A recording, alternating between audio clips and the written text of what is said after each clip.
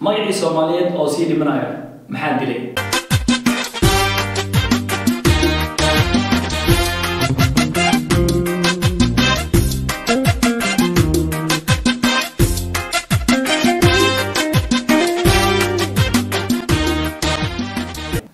جنال دامي فيلمز واسماعيل دامي maantana waxaa miiska noo saaran magacii Soomaaliyeed oo sii dhimanaya iyo sababta dishay magaca Soomaaliyeed waxa sababay magacii Soomaaliyeed inuu dhinto laba qodob oo ugu muhiimsan kan koobaad markii diinta Islaamka soo gaartay oo dhulka Soomaalida ay ku faaftay diinta Islaamka waxa la socday magacyo Carabeed oo qodobka koobaad kan labaad burburkii ka bacdi dhalinyarada waxay ku daatay inay fiirsadaan musalsalo ha u badnaadaan musalsalada Carabta iyo kuwa Turkida ayagana waxaa laga dhaxlay magacyo ajaanib oo Turki leedahay ama Carab leedahay tusaale oday Diiriye Jimcaale wiilkiisa wuxuu u bixiyay diinta markuu wax ka fahmay Cabdullaahi waa magac Carabeed haddii la fasiran waa adoonka Ilaahay wuxuu ku jiraa magacyada ugu fiican ee lala baxo dadka Islaamka baxsadaan waa Cabdullaahi iyo Cabdiraxmaan qayrul asmaa'i ma ubida humida magacyada ugu fiican وعبدالله يا عبد الرحمن يما عيد الله ما يعيش لصلاة. أوكي لكن هدي أوضة ديرية جمعالة ويلكيسة وبحل هاي بالدواء وحل معنا هاي عبد الله لكن حكوا بدلين عبد الله وما عربي بالدواءنا وما صوماليا. أوكي معناه إذا مركم حنا خلا عبد الله وحكوا بين على حرف وعبدي يا الله أدونك إلهي. سيدو كلامه حلا معناه بالدواء وما صوماليا وأدون واقنا وصومالي هورا مجا إله يقانين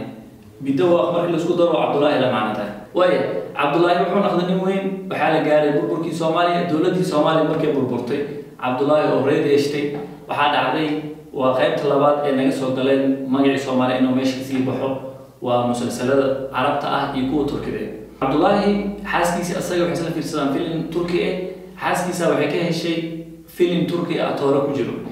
أتوراها استوصال معيس وعلى مهند التريشة المركب وحكاها شيء وحاسك عبد الله وحكي على مهند مجاعس ما دام أتوراها فيلم تركي جلاي وأتورا لك دور عليها قبل يدن جعلادن أصير ركوه ستار أيضا مركب حقول عبد المكاس أتوراها مجاعسي عبد الله ويلكيس محلو بحي أصير محلو بحشي مهند مركز وحنا نقضي مهند عبد الله أما مرك عربي ده مهند أما مجاع تركي هو أوكي مهند عبد الله محمد وسا مهند يا أبيه سبو مجا صومالي الموتى ويا مهند عبد الله أسجنا وأنا اللي يرى جيل كهذا الجو وحلاقيها بس هوديس أبيس فيلمات عربت إيو تركيا روضاتي إن بري مستقبل كان فيلمان جينيس روضات مهند أو حيسي ويلكيس أو بحي جين ها هدي لكن مهند ويلكيس جين ها أو بحي وحدي عدونتو جين ها مهند عبد الله مجا جينيس magac Turki magac Carabeed la isku daray qofkaas marka uu ka baxaa meeshii Soomaalimadii sababtoo ah ma wato magac Soomaaliyeed marka jeelka ka dambeeyo magacii Soomaaliyeed meesha ka sii baxaa oo sii dhuma bulshada mar walba ay maaragtahay wax lagu daato ama la jeclaado waxa sii xiiseena in la baxo magacyada ajaanibta ayadoo meeshaas ka sii bixi doonaan magacyada asalka ah ee Soomaalida ay lahaayeen jeelka hadda jiro iyo sida uu arkaan magacii Soomaaliga oo asalka ah tusaale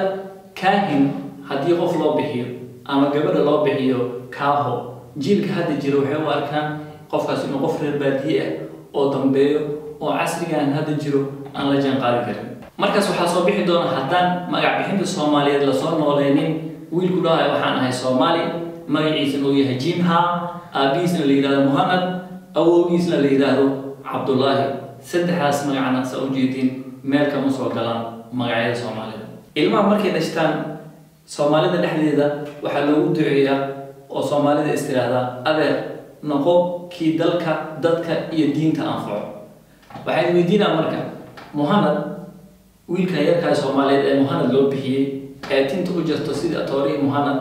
sidiisoo kale lagu labisto oo isku haystaba inuu asagiga Atoori Muhammad muqolo tahay inuu dal iyo dad iyo diin iyo inta anfacayo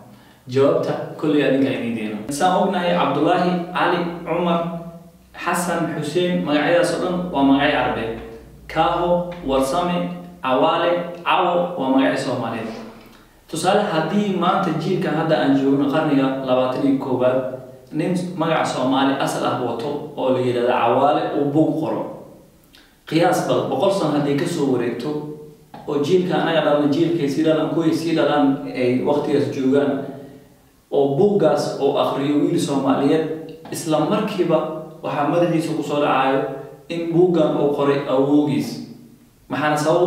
sababta wuxuu wata astaantii iyo hawiyadii lagu aqoonsan lahaa ama identity Soomaaliyeed wata buugan ninka qoray magaciisa waxa leeyahay Cawaale laakiin hadii lagu qoro Ali Xasan Xuseen oo buug qoro waxa uu horeeyo ku soo dhici doono jiilkaas naga dambeeya imaan doona waxay tahay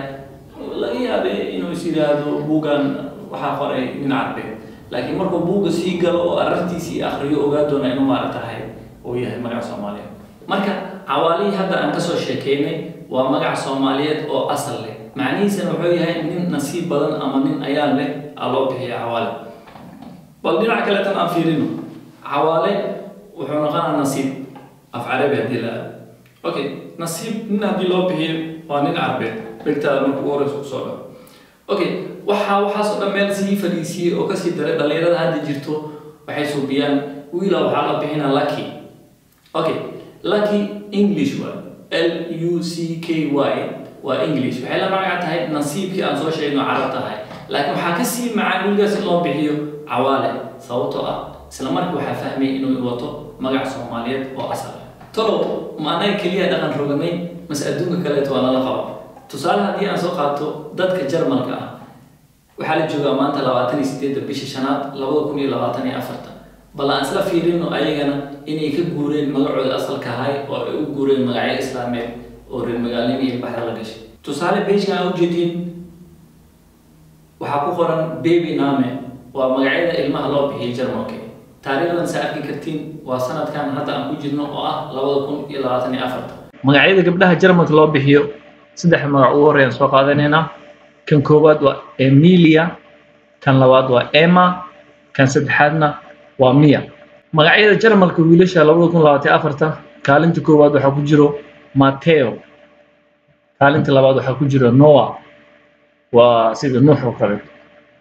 kaalinta saddexaadna waxa ku jiro Vin haddaba Jarmalka oo horumarka aragteen gaaray wali wuxuu wataa magac bixintiisa asalka ahay dhaqankiisa iyo afkiisana wali sidoo u laashtaa anagoo Soomaali ah sidoo kale inaan dhaqankeena iyo afkeena ilaashano magaceena asalka aan ku faanan maxaa noo diiday mowduucan oo ku saabsan magac bixinta asalka ee Soomaaliga ee si dhimanaya kuma filno in hal mowduuc looga hadlo ama barnaamij YouTube aan ku soo koobo laakiin hadii Ilaahay yiraahdo oo wadankii aan ku noqdo waxaan la kaashan doonaa dad cilmi u leh magac bixinta iyo afka iyo dhaqanka suugaanta Soomaalida isla markaasna waxaan isku dayi doonaa barnaamijka maanta aan ka hadlayo in aan ficil aan u bedelo Ilaahay waxaan ka baryaa ballanqaadkan hadda aan suubinayo inuu iga naqanin ballanqaadinta ay suubiyaan siyaasiyiinta markay ololaha doorashada ku jiraan waa maasantihiin